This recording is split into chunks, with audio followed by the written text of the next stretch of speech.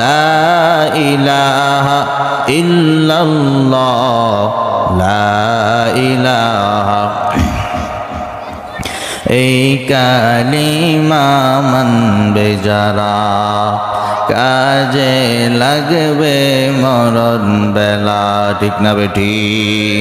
এই কালিমা মানবে যারা কাজে লাগবে মরণ বেলা। এই কালিমার রোশনীতে, এই কালিমার রোশনীতে কবর হবে উজালা। লা ইলাহা ইল্লাল্লাহ লা ইলাহা।